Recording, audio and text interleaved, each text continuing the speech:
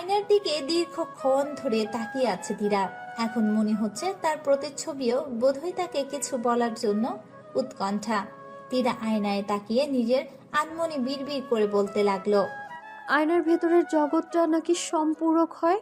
তবে আয়নার জগতে কি তীরা কি বড্ড সুখী? সে কি তার নিয়নকে পেয়েছে তার জগতে? কথাটুকু বলেই কান্নায় ভেঙে পড়ল তীরা। একটু ভালো থাকতে শুরু করেছিল সে, কেন দেখা হলো নিয়নের সাথে? 3টা বছর লেগেছিল তীরার মুভ অন করতে। এক মুহূর্তের দেখায় সব নষ্ট হয়ে গেল। তীরা আবারও দুর্লভ হয়ে পড়ল। তীরার মাঝে মধ্যে সত্যি মনে হয় নিয়ন যদি সত্যি বিয়ে করে তীরা ভালো থাকতে পারবে। শেষবার যখন দেখা হলো তীরা রাগের মাথায় নিয়নকে বলেছিল তার ওয়াইফের কাছে যেতে, কিন্তু একসময় তো কথাটা সত্যিই হবে, নিয়ন তো কখনো ফিরবে না তার কাছে। মাঝে মধ্যে নিয়ন তীরার কাছে ফেরার যে নাটকটা করে, এটা কেবল ক্ষণিকের। তীরা কখনো নিয়নকে মেনে নিতে পারবে না, আর না পারবে তাকে পুরোপুরি ভুলে যেতে। দীর্ঘশ্বাস ফেলে ফোনটা হাতে নিতেই লক্ষ্য করলো নিশাদের রিপ্লাই এসেছে। আপনার মনের অবস্থা আমি বুঝতে পারছি। সো গ্লিট ফিল করার কিছু নেই। আর আপনার ডাক্তার কনসাল্ট করা উচিত। আমাকে পছন্দ না হলে অন্য ডাক্তার দেখান। আপনার অর্ণব নামটা সুন্দর। ধন্যবাদ আপু, রেখেছিলাম নামটা। তীরা আর কি কথা বলবে বুঝে উঠতে পারলো না। তার ইচ্ছে করছে কথা আগাতে, কিন্তু বলার কিছুই পাচ্ছে না।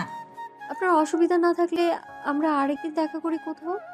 আসলে গতকালের ব্যবহার নিয়ে আমি খুবই গিল্টি এখনো। শিওর, আজ বিকেলে আমি ফ্রিয়া। আপনি কোথায় দেখা করবেন জানাইন আমাকে। তীরা আচ্ছা লিখে ফোনটা রাখলো। নিয়নের চিন্তা মাথা থেকে ছেড়ে ফেললো। অবাস্তব জিনিসের মোহে ছুটে লাভ নেই, নিজের কথা ভাবতে হবে একটু। তীরার হঠাৎ মনে হলো নিশাদ তার উপর রেগে আছে। নিশাদকে কল করলো তীরা, সাথে সাথে রিসিভ করলো নিশাদ। বল, অবশেষে মনে পড়লো যে আমি আছি দুনিয়াতে। দোস্ত, সরি রে। তুই ভাইয়ের সাথে যে ব্যবহার করেছিস। উনি তো আমায় মাফ করে দিয়েছে কখন? একটু আগে। উম, আরে ধুর। আচ্ছা, আমি নানা বাড়িতে আসছি, নেটওয়ার্ক নাই, রাখ, পরে কথা হবে। তীরা কিছু বলার আগে কল ড্রপ হলো। তীরা ভেবেছিল নিশাদকে নিয়ে অর্ণবের সাথে দেখা করতে যাবে, কিন্তু নিশাদ নেই, তার মানে একা দেখা করতে যেতে হবে। তীরা খানিকটা দ্বিধাদ্বন্দ্বের মধ্যে পড়ল। পরক্ষণেই মনে হলো তার যাওয়া উচিত। দুঃখিত, লেট করে ফেললাম। অর্ণবের ডাকে ফোন থেকে চোখ সরিয়ে সামনে তাকালো তীরা। নীল রঙা শার্ট গায়ে জড়ানো। তীরা ক্ষণিকের জন্য তাকিয়ে রইল অর্ণবের দিকে। পলক লজ্জিত বোধ করে চোখ সরিয়ে নিল। আপনি কি আমার ভয়ে নীল শার্ট পরে এসেছেন? না না, তা কেন হবে? আচ্ছা, বুঝলাম। এখন বলো, তোমার সমস্যা কি? ধীরে সুস্থে বলো। আমার কোনো সমস্যা নেই। আমি আপনাকে দেখা করতে বলেছি শুধু একটু ভালো মতো সরি বলার জন্য। ও, রিলেশনশিপ ইস্যু আসলে মেয়েরা সহজে শেয়ার করতে পারে না। I can understand. নিশাদ বলেছে আপনাকে এসব? না, গেস করলাম। নিজেকে লাইফ এক্সপ্রেশন থেকে একটু আন্দাজ করা যায়। মানে? আপনার লাইফে কেউ ছিলেন? ছিল একজন, তবে আমার ভালোবাসার মাত্রাটা বোধহয় একটু বেশিই ছিল, সেই জন্যই কিছু টেকেনি। সরি। সরি বলার কিছু নেই। আমি শুধু তোমার প্রবলেমটা সলভ করতে চাই। আমি একটা ছেলেকে ভালোবাসতাম, রিলেটিভ হয় আমার। 1.5 বছর সব ঠিকঠাক ছিল, লং ডিস্টেন্স রিলেশনশিপ। তো মাঝখানে একবার বাড়িতে জানাজানি হলে মোটামুটি কথা অফ ছিল, তবে আমাদের মধ্যে সমস্যা হয়নি। কিন্তু 21 সালের সেপ্টেম্বরের শেষ থেকে হঠাৎ করেই ওর ব্যবহার পাল্টে যায়। কোনো কারণ ছাড়াই আমায় ব্লক করে সে। কিছুই বলেনি? বলেছিল সময় হলে বলবে। নিশুকে নাকি বলেছিল আমার স্কুল লাইফের ক্রাশকে আমি এখনো ভালোবাসি। এটা আমি নিয়নকে জ্বালানোর জন্যই বলেছিলাম যে আমার স্কুল লাইফে একজন ক্রাশ ছিল। বিষয়টা যে এত দূর যাবে আমি ভাবিনি। আমাকে অনেক আগে একজন টেক্সট করেছিল ওকে চেনে এরকম বলে। আমি তখন নিয়নের সাথে কথা বলে ব্লক করেছিলাম মেয়েটাকে, তবে নিয়নের ব্যবহারে আমি অনেক শকড ছিলাম। একরকম বাধ্য হয়ে মেয়েটাকে আনব্লক করে নক দিলে সে বলে সে নিয়নের এক্স ওয়াইফ। মেয়েটা যে সত্যি বলছে তার প্রমাণ আছে? আমাকে নিয়নের কিছু ছবি দিয়েছিল যেগুলো নিয়নের আইডিতে ছিল, তবে ছবিগুলো সম্পর্কে ডিটেলস বলেছিল। এ থেকে এটা বোঝার উপায় নেই যে সে নিয়নের এক্স ওয়াইফ ছিল। আচ্ছা, তারপর? নিয়নের কাছে আমার আইডির পাসওয়ার্ড ছিল, সে দেখেছিল সবটা। ওর ধারণা হয় আমি ওকে অবিশ্বাস করেছি। এমনিতেই সম্পর্ক তো শেষের দিকেই, এসবের পর আর কিছুই বাকি ছিল না। তবে আমি এসব থেকে বেরোনোর চেষ্টা করেও পারছি না। হয়তো 3-4 মাস সব ঠিক থাকে, তারপর নিয়নের সাথে কথা বলার জন্য পাগল পাগল অনুভব হয়। মনের কথা শুনে যখন নিয়নকে টেক্সট করে বসি, নিয়ন কখনো বলে না আসল সত্যিটা কি। কেন সে আমায় ছেড়ে গিয়েছে এখনো জানিই না আমি। নিয়ন কিছুক্ষণ ভালো করে কথা বলে তো আবারও এমন ভাব করে যেন চেনেই না। আমার মনে হয় ওর লাইফে কেউ আছে, কিন্তু যখন ও আমায় ভালোবাসার কথা বলে, ইভেন হুটহাট আই লাভ ইউ বলে, তখন ওর সব ধারণা পাল্টে যায় আমার। কিন্তু আমি ওর এই কথার উত্তর দিতে পারি না, মন সায় দেয় না ওকে মেনে নিতে, আর না পুরোদমে ভুলতে পারি আমি। টক্সিসিটি কি জানো? কাউকে ছেড়ে না দিয়ে ধরে রেখে কষ্ট দেওয়া। নিয়ন সেটাই করেছে। তুমি তার প্রতি যে বিন্দুমাত্র দুর্বলতা দেখাও, তার সদ্ব্যবহার সে করেছে। সবচেয়ে কঠিন কাজ কি জানেন? সত্য জেনেও তা মিথ্যে প্রমাণ করার জন্য নিজের মনের সাথে প্রতিনিয়ত যে যুদ্ধ করতে হয় সেটা। তীরা মাথা নিচু করলো, চোখ ছলছল করছে তার। অর্ণব রুমাল বাড়িয়ে দিল। তীরা রুমালটা নিয়ে চোখ মুছলো। অর্ণব ততক্ষণে সেখান থেকে উঠে কফি অর্ডার করতে গিয়েছে। তীরার সামনে অর্ণবকে না দেখে স্বস্তি বোধ করলো। কারো সামনে কান্নাকাটি করতে সে বরাবরই অস্বস্তি বোধ করে। এটা তো পাবলিক প্লেস। তীরার মনে আছে ছোটবেলায় তার মা তার এক বান্ধবীর সামনে তাকে বকেছিল বলে সে কান্না করেছিল। তবে বান্ধবীকে লুকিয়ে তার বান্ধবী সেখানে আসতো, সে সেখান থেকে সরে আরেক জায়গায় গিয়ে কান্না করত। ছোটবেলার কথা মনে পড়তে তীরার মন আগের চেয়েও খানিকটা ভালো হলো। তখন সময়টা ভালো ছিল না, পড়াশুনোর ভালো ছিল, সবার চোখে ভালো ছিল। জীবনে নিয়ন নামক মানুষটার উপস্থিতি ছিল না, পারিবারিক অশান্তি ছিল না। দীর্ঘশ্বাস ফেলল তীরা। নীল কফি? আমি কফি খাই না। উফ, সরি, আমার শুনে নেওয়া উচিত ছিল। দাঁড়ান, আমি চেস করে জুস আনছি। জুস খাবেন? সমস্যা নেই, কফি দিন। কিন্তু আপনি তো কফি খান না। মানুষ মনের কথা শুনে কয়দিনই বা চলতে পারে বলেন? দিন শেষে মনের সাথে যুদ্ধ করে চলাটাই তো পার্মানেন্ট অভ্যাস করে নিচ্ছি আমি। তীরা কফির মগটা নিজের দিকে আনতে গেলে সরিয়ে নিল অর্ণব। তীরা প্রশ্নবোধক দৃষ্টিতে অর্ণবের দিকে তাকালে সে বলল, নিজের প্রতি বিশ্বাস সঠিক হলে সব সময় যুদ্ধ করে চলতে হয় না। You just need I right decision in life. তীরার বাড়িতে ভালো পজিশন এলো, পাশাপাশি ভালো একটা সাবজেক্টও। বাবা মায়ের ছেড়ে একদিনও না থাকতে পারা তীরার সামনে একা থাকার সময়গুলো অপেক্ষা করছে। রেজাল্ট নিয়ে তীরার উচ্ছ্বাস নেই। ঢাকা বিশ্ববিদ্যালয়ে পড়ার জন্য যে সময়ই স্বপ্ন দেখেছে, সেই মেয়েটাই পরীক্ষায় সবটুকু দোয়া করেছে ঢাবিতে যেন তার পজিশন না আসে। ঢাকা থাকায় তীরার পক্ষে সম্ভব হতো না। নিয়নের সাথে ভুলেও কখনো মুখোমুখি হওয়ার যন্ত্রণা সে পড়তে চায় না। এ যন্ত্রণা সে পড়েছিল বছর 2 আগে। কলেজ থেকে একটা কন্টেস্টের জন্য ঢাকা গিয়েছিল তার গ্রুপ। ফেরার পথে মারাত্মক জ্যাম। বাসে জানালার ধারে সিটটা বরাদ্দ ছিল তার জন্য। জানালায় হেলান দিয়ে বাইরে তাকাতেই তীরার চোখ পড়ল বাইকে থাকা নিয়নের দিকে। তীরা চোখ কচলে আবার তাকালো।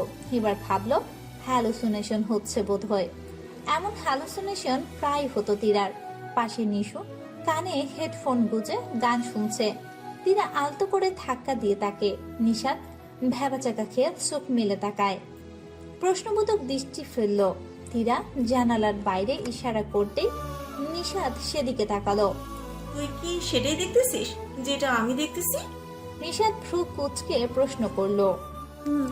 তীরা কিছু না বলে হেসে দীর্ঘশ্বাস ফেলল। এই মুহূর্তটুকু কতটা যন্ত্রণা ছিল তা তীরা আজও পরিমাপ করতে পারেনি। অতীতের চিন্তাগুলো থেকে নিজেকে বের করে অর্ণবকে টেক্সট করলো তীরা। রাজশাহী যাচ্ছি পার্মানেন্টলি। বিয়ে করতেছো? ছেলে রাজশাহীর?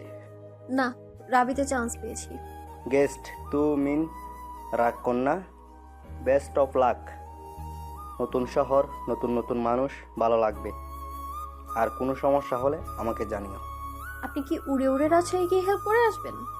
আসতে পারি, আমার পাকা আছে, তুমি জানো না? না তো। না তো। লেখার সময় তীরার মুখটা মলিন হয়ে এলো। নিয়নের সাথে কথা বলার সময় তীরা একবার নমনীয় কণ্ঠে না তো বলেছিল। না জানি কোন মায়ায় পড়েছিল নিয়ন। সেই তো না তো রেকর্ড করে ফোনের রিংটোন করেছিল। নিয়নের পিসির ওয়ালপেপারেও তীরার ছবি দেয়া ছিল। সবকিছু কত দ্রুত পরিবর্তন হয়ে যায়। অর্ণবের মেসেজগুলো আর দেখা হলো না তীরার। ফোনটা পাশে রেখেই বিছানায় শুয়ে চোখ বন্ধ করলো তীরা। তীরা ঘুমিয়েছো? তারান্নুম বেগম ডাকলেন। না আম্মু, বলো। তীরা উঠে বসলো। মন খারাপ? না। তীরা, বাবা মা সব সময় চাই তাদের সন্তানের ভালো থাকুক, নিজের ভালো বুঝুক। এখন তোমার সে বয়স হয়েছে। এখন তুমি যাকে নির্ধারণ করবে আমরা মেনে নিব। আমরা বিশ্বাস করি তুমি এখন এনাফ ম্যাচিওর নিজেকে নিয়ে। তবে এইসব ভাবতে গিয়ে টেনশনে পড়ো না। ভার্সিটি লাইফ সামনে, জীবনটা উপভোগ করো। জি আম্মু। তারান্নুম বেগম তীরার মাথায় হাত বোলাচ্ছে। কপালে চুমু খেয়ে অশ্রু জল চোখখানা লুকিয়ে খুব সন্তর্পণে বেরিয়ে গেলেন। তীরা অনুভব করলো তার বাবা মা তাকে ঠিক কতটা ভালোবাসে, অথচ সে অন্ধকারের মতো নিয়নকে বিশ্বাস করে বাবা মায়ের প্রতি অভিমান পুষে রেখেছিল। তীরা বিছানা থেকে উঠে ড্রয়ার খুললো। ড্রয়ারে নিয়নের দেয়া আংটিটা, যেটা সে হারিয়ে ফেলেছিল। এই আংটিটা তীরা ব্যাগ থেকেই খুঁজে পেয়েছে তাদের ব্রেকআপের 1 সপ্তাহ পর। কি অদ্ভুত অদৃষ্টের পরিহাস! সব শেষ হওয়ার পরেও পুরো স্মৃতি ফেরার বিষাদ বড্ড ঘাতক। অর্ণবের মেসেজ ইগনোর করেছে মনে পড়তেই তীরা ফোনের দিকে ধ্যান দিল। স্ক্রিনে 7টা মেসেজ নোটিফিকেশন। অর্ণব এতগুলো টেক্সট করেছে তাকে। হারাইছো? পাকা লাগিয়ে কুস্তে বের হব। শেষ টেক্সটটা দেখে খানিকটা হাসলো তীরা। ডাক্তাররা নাকি গম্ভীর হয়, এই লোকটা এতটা অমায়িক কেন? হারাইনি। তো কি প্রার্থনের কল্পনায় হারিয়েছিলে? না। আপনি হসপিটালে না? না, আমার অফ ডে ছিল। কেন? হাসপাতালে থাকলে রুগী হয়ে আসতে? আমার বই গেছে। আচ্ছা আচ্ছা, তাকো, আমার একটু কাজ আছে। তীরা বিদায় জানিয়ে অর্ণবের প্রোফাইল ঘাঁটতে লাগলো। পোস্ট 2-1টা দেখে ফোন রেখে দিল। অর্ণব খুব অদ্ভুত ভাবে তীরার ভাবনায় দখল নিয়ে বসিয়েছে। এক অকস্মাৎ কোনো ছেলে তার চিন্তার জগতে ঢুকতে পারেনি। তীরার বেখেয়ালি মন আবার বলছে, এবার মুভ অনটা করে ফেল। তীরা শুনতে পাচ্ছে সে কথা, তবে আদৌ কি তা সম্ভব? তার এবং অর্ণবের এইজ গ্যাপ কত হতে পারে? 7, 8 নাকি 9? স্কুল লাইফে তীরার এক ম্যাম বলেছিল পারফেক্ট রিলেশনশিপ হয় কমপক্ষে 3 থেকে সর্বোচ্চ 5 বছরের এজ গ্যাপে। তীরা অবশ্যই তখন কথা জেনে খুশি হয়েছিল, কারণ তখন সে নিয়নের প্রেমে মত্ত ছিল। তাদের এজ গ্যাপ 5 বছর ছিল, অথচ বোঝাপড়ার মামলায় দুজনেই খুব বাজেভাবে ফেল মেরে এখন তীরার জীবনটা অলমোস্ট নরক হতে হতে হয়নি। এখন এসব থিওরিতে আর বিশ্বাস করে না তীরা। নিজের ভালো থাকা, ভালো লাগা, বোঝাপড়া, কমফোর্ট জোন কোনো থিওরির উপর নির্ভর করে না। কে কাকে কার সাথে ভালো থাকতে পারে এটা এইজ গ্যাপ কিংবা অন্য কোনো টার্ম নির্ধারণ করতে পারে না। তাহসানের গানটা তীরার কানে বেজে উঠল ক্ষীণ স্বরে। চলো ভেঙে দেই সে দেয়াল, সমাজের ঠুনকো খেয়াল। পরের 4টে দিন তীরার ঘর ছেড়ে বেরোলো না। স্কুল কলেজের বন্ধুরা একসাথে হয়ে ছবি তুলে বেড়াচ্ছে। স্যাররা স্টুডেন্টদের সফলতায় কেক কাটলো। সবকিছুর মাঝে তীরা অনুপস্থিত, কোনো আহামরি বিষয় না। তীরা না যাওয়ায় নিশা তো এসব নিয়ে মাথা ব্যথা কম। তবে তীরা ঘরে বসে দেখে এক একজনের ছবি, জীবনের রঙিন মুহূর্তগুলো অতীত করছে সবাই। তীরার রেজাল্টটাও খারাপ নয়, তবে সে এখন কারো মুখোমুখি হতে চায় না। ভেবেছিল আজও বাড়িতে থাকবে, কিন্তু সকাল সকাল নিশাত ফোন করে আর্জেন্টলি তার বাড়িতে যেতে বলল। তীরা কারণ জিজ্ঞেস করার সময়টুকু পেল না। চট জলদি তৈরি হয়ে নিশাতের বাড়ির উদ্দেশ্যে বেরোলো সে। নিশাতের বাড়িতে পৌঁছে তীরার কেবলমাত্র রাগটাই হলো। নিশাতের বোর ফিল হচ্ছিল, তাই সে এমন হন্তদন্ত হয়ে তীরাকে ডেকেছে। তীরার ইচ্ছে করলো দেয়ালের সাথে নিশাতের মাথাটা বাড়ি দিয়ে ফাটিয়ে ফেলতে। কি করে এমন একটা বান্ধবী যে তার কপালে জুটেছে আল্লাহ ভালো জানে। নিশাত তীরাকে নিয়ে নিজের ঘরে বসলো। বসা মাত্র তীরার ফোনে নোটিফিকেশনের সাউন্ড বেজে উঠল। তীরা ফোন বের করে দেখলো অর্ণব টেক্সট করেছে। কোথায় তুমি? মেসেজের শব্দে নিশাত ইতিমধ্যে পাকা চোখে তাকিয়েছে। তীরা তা এড়িয়ে যেতে চাইলেও পারল না। কি রে, তোকে আমি ছাড়া কে টেক্সট করলো? অর্ণব ভাইয়া। ওয়েট, নিশাত ভাইয়া? ভাইয়া তোকে টেক্সট করেছে? কাহিনী কি, বলিসটি তো কিছু? কবে থেকে এসব? আরে যেমন কিছু না, উনি অ্যাজ আ ডক্টর আমার খোঁজ নিলেন, জাস্ট জিজ্ঞাসা করলেন কোথায় আছি। তাই না? আচ্ছা ঠিক আছে, ভাইকে বল তুই আমার এখানে। সাথে এটাও বল তোর ভাইয়াকে দেখতে ইচ্ছে করছে, উনি যেন এক্ষুনি এখানে আসে। আজব, আমি কেন এসব বলতে যাব? আমার কি মাথা খারাপ হয়ে গেছে? বলি দেখ, ভাইয়া যদি না আসে তাহলে বুঝবো তোদের মধ্যে কোনো কেমিস্ট্রি নাই। আর যদি নিশাতের জেদের চক্করে তীরা শেষমেশ বাধ্য হলো অর্ণবকে দেখা করার কথা বলতে। তীরা ভেবেছিল অর্ণব এসবে মোটেও গুরুত্ব দিবে না, সে নিশ্চিত মজা ভেবে উড়িয়ে দেবে বিষয়টা। এটা ভেবেই ফোন রেখে নিশাতের সাথে গল্পে মত্ত হলো তীরা। আধ ঘন্টা বাদে কলিং বেলটা বেজে উঠল। তীরার হৃদস্পন্দন বেড়ে গেল আচমকাই। অর্ণব সত্যি এসেছে কি না, বোধহয় অন্য কেউ। তবুও তীরার মনে ক্ষীণ আশা জমল, বোধহয় অর্ণব এসেছে। ধীর পায়ে সে এগুলো দরজা খুলতে।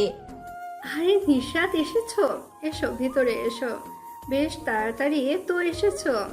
কল করা তো বোধহয় 1 ঘন্টা হয়নি। নিশাতের মা নাহার বানু মিষ্টি হেসে বলল, জ্যাম ছিল না, তাই তাড়াতাড়ি এসে পড়ছি আন্টি। বসো, আমি শরবত আনছি। নাহার বানু চলে গেলেন। তীরার বিস্ময়ে দৃষ্টি প্রশ্নের উত্তর খুঁজে বেড়াতে ব্যস্ত। সামান্য চিন্তা ভাবনাতেই সে বুঝে গেল অর্ণব তার জন্য আসেনি। তীরার ইচ্ছে করলো নিজের গালে নিজেই থাপ্পড় দিতে। সে এটা ভাবলো বা কেন যে অর্ণব তার জন্য এসেছে? এটা তো তার বোকামি। অর্ণবের আত্মীয়ের বাড়ি এটা, সে আসতেই পারে। তীরার জন্য আসবে এ কথা তো আদতে কোনো ভিত্তি নেই। তবুও তীরার খানিকটা মন খারাপ হলো। অর্ণব তার জন্য আসেনি, বিষয়টার তার মনে অল্প বিস্তর প্রভাব ফেলেছে ঠিকই। তীরা চুপচাপ ঘরে এসে বসে পড়ল। কি রে, নিশাত ভাই এসেছে? আন্টি কল করেছিল ওনাকে, তাই এসেছে। ও, তোমার তাহলে এই জন্যই মন খারাপ যে তোমার কথা দিয়ে আসেনি? বাচ্চাদের মতো কথা বলিস না তো নিশু। উনি আমার কথায় কেন আসবে? কোনো কারণ কি আছে? নেই তো। চুপ কর, চল ছাদ থেকে ঘুরে আসি। চল। সিঁড়ি বেয়ে ওঠার সময় তীরার দৃষ্টি আবারও অর্ণবের উপর পড়ল, কিন্তু অর্ণব খেয়াল করলো না বোধ হয়। একবারও তাকালো না তীরার দিকে। তীরা কিছুটা মন খারাপ হলো। সে অর্ণবকে ভদ্র ভেবেছিল, কিন্তু এ তো ইগোস্টিক। তুই সত্যি নিশাত ভাইয়ার টপিক নিয়ে সিরিয়াস না? মোটেও না, এই বিষয় নিয়ে সব আলাপ আলোচনা বাদ। ওনাকে নিয়ে ভাবার সময় নেই আমার। আচ্ছা বুঝেছি। নিশাত খেয়াল করলো দরজার কাছাকাছি অর্ণব আসার শব্দ। নিশাত চট চলতে লুকিয়ে পড়ল। তীরের সামনের দিকে মুখ করেছিল বিধায় দেখতে পায়নি ঠিক মতো। অর্ণব এসে তীরের পাশে দাঁড়িয়ে পড়ল। তীরা তখনও টের পায়নি, এমনকি তার পাশে যে নিশাত নেই এটাও খেয়াল করেনি। তো কি বাবা হচ্ছে? আচমকাই অর্ণবের ডাকে খানিকটা ভ্যাবাচাকা খেলো তীরা। চোর ধরা পড়লে চোর যেমন থতমত করে, তীরা তেমন করতে লাগলো। অর্ণব মুচকে হাসলো। বাচ্চামটুকু বড্ড মন কাড়ে অর্ণবের। কিছু না, আর থাকলেও আপনাকে কেন বলবো? আরে আমি তো তোমার ভালোর জন্যই বলছি। কথা মনে চেপে রাখলে এসিডিসি হবে। ডক্টর হয়েও এইসব আলতু ফালতু লজিক কোথায় পান আপনি? সরুন, আমি নিচে যাব। অর্ণব জোর করতে পারল না। কাউকে কোনো বিষয় নিয়ে চাপ দেয়া তার পক্ষে হয়ে ওঠে না। তীরা চলে যাওয়ার জন্য পা বাড়াতেই বেখেয়ালে পা পিছলে যায় তীরার।